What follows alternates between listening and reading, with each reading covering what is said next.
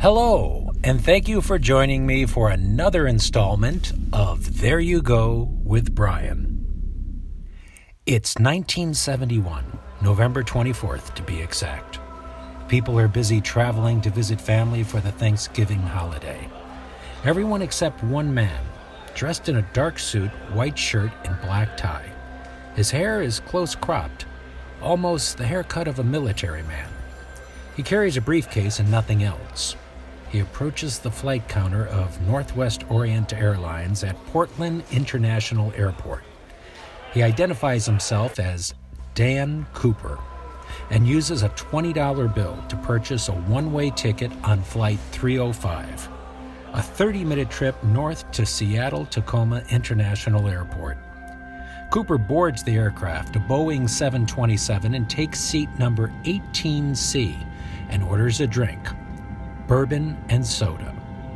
Eyewitnesses describe Cooper as being in his mid-40s and very well-mannered. Flight 305, approximately one-third full, departs Portland on schedule at 2:50 p.m. Shortly after takeoff, Cooper hands a note to Florence Schaffner, the flight attendant situated nearest to him in a jump seat. Schaffner, assuming the note contains a lonely businessman's phone number, drops it unopened into her purse. It was then that Cooper leans forward and whispers to her, "Miss, you better look at that note. I have a bomb." The note was printed in neat all-capital letters with a felt-tip pen.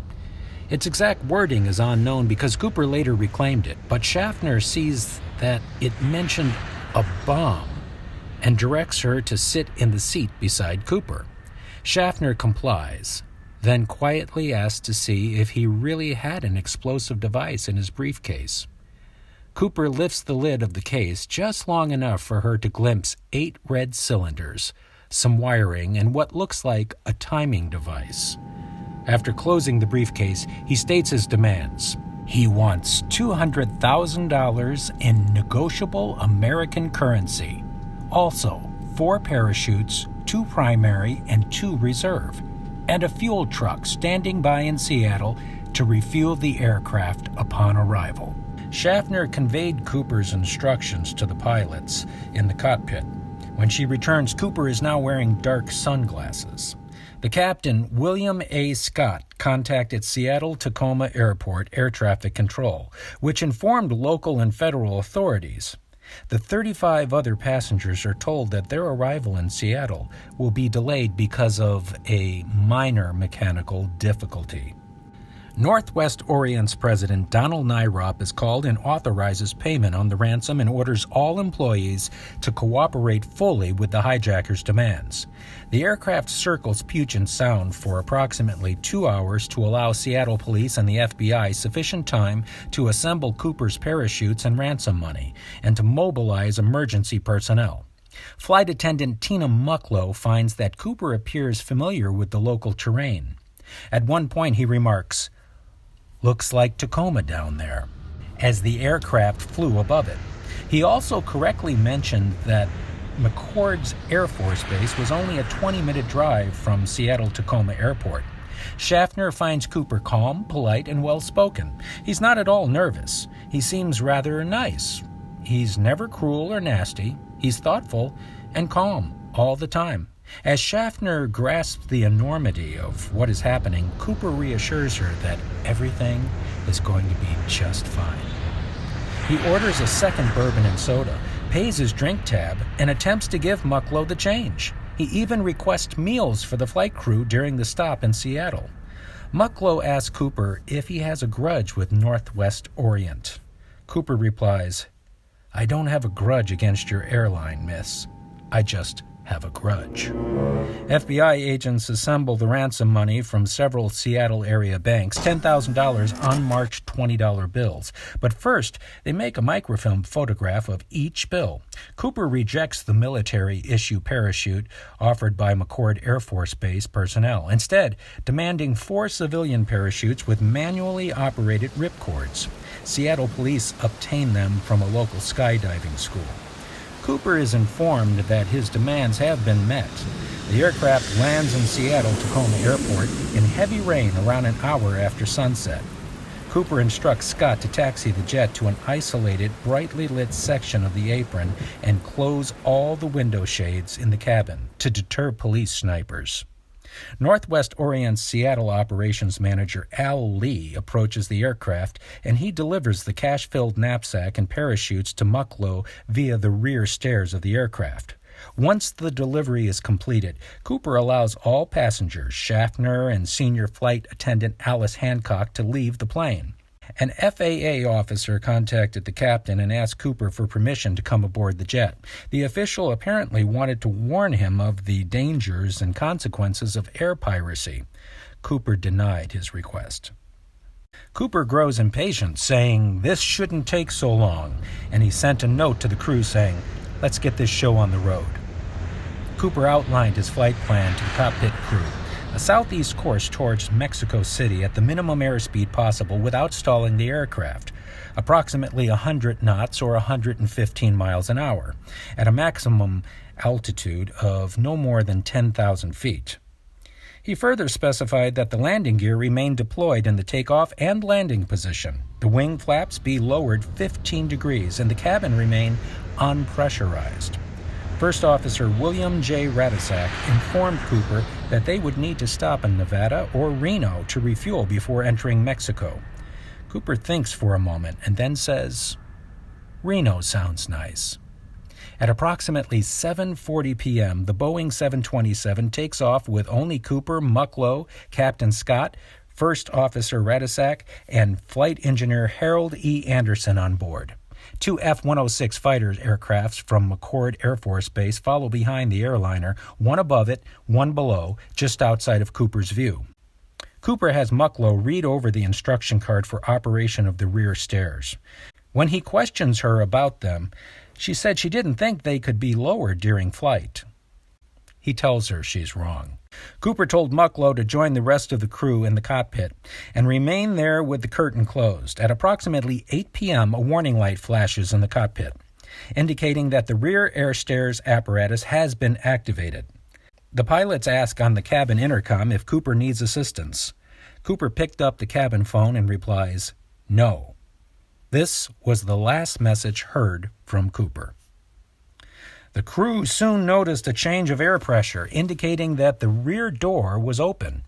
It's believed that it was at this point that Dan Cooper strapped the $200,000 to his body, walked down the rear stairs of the Boeing 727, and leapt into the cold, rainy night of the skies over Washington to never be seen again. At 10:30 p.m., the 727 landed with the rear stairs still deployed.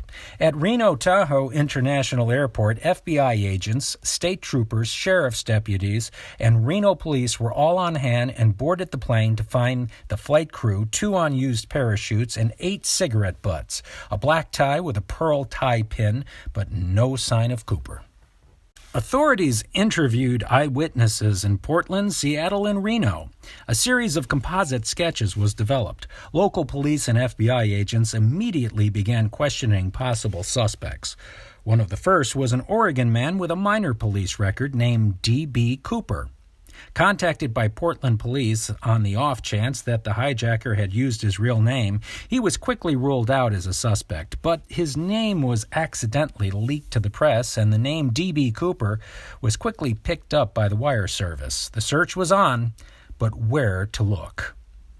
The flight path and the airplane's speed was used as the best indicator as to where Cooper most likely would have landed, but weather played a role. It was rainy and the wind was blowing over 200 miles an hour.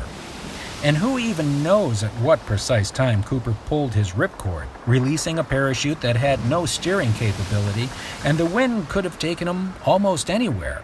The best guess was that Cooper's landing zone was an area on the southernmost outreach of Mount St. Helens. Search efforts focused on Clark and Cowlitz County, encompassing the terrain immediately south and north, respectively, of the Lewis River in southwest Washington. FBI agents and sheriff deputies from those counties searched large areas of the mountain wilderness on foot and by helicopter. Door-to-door searches of local farmhouses were also carried out. Other search parties ran patrol boats along Lake Merwin and Yale Lake, the reservoir immediately to its east, but there was no trace of Cooper. The FBI also coordinated an aerial search using fixed-wing aircraft and helicopters from the Oregon Army National Guard along the entire flight path from Seattle to Reno. Although numerous broken treetops and several pieces of plastic and other objects resembling parachute canopies were sighted and investigated, nothing relevant to the hijacking was found. Shortly after the spring thaw in early 1972, teams of FBI agents, aided by some 200 United States Army soldiers from Fort Lewis, along with the United States Air Force personnel, National Guardsmen, and civilian volunteers, conducted another thorough ground search of Clark and Cowlitz County for 18 days in March, and then an additional 18 days in April.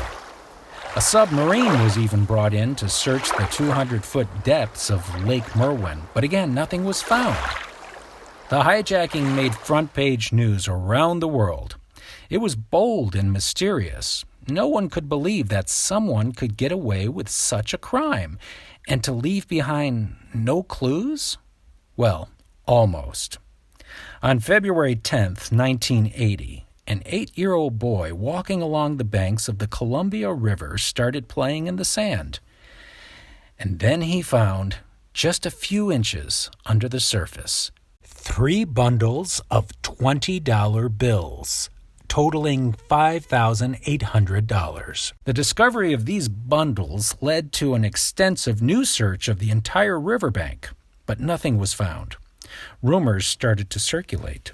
Some even believed that Cooper planted this cash on the riverbank to throw the authorities off his trail.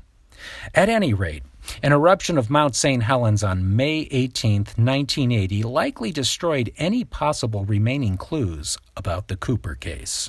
Over the years, many have confessed to being Dan Cooper. The FBI has quietly examined some of these cases, but has yet to turn up anything useful. They check the fingerprints of those who confess against the unknown prints collected from the hijacked plane, but so far, none of them have been a match.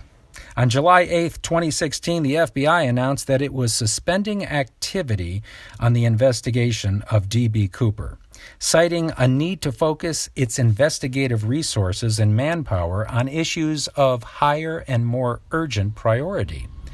So, was Dan Cooper a hardcore criminal or a gentleman thief? One thing is for sure. The following year, airports across the country started implementing metal detectors to prevent all passengers from bringing explosives on board aircraft. And Boeing even started building all their planes with a special latch that allowed the rear stairs of their 727 airplanes to be opened only from the outside. The special device was called the Cooper latch.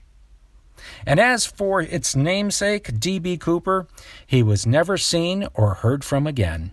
Yet he remains the mastermind behind the only skyjacking to ever be unsolved in American aviation history. Thank you so much for joining me on There You Go with Bryan.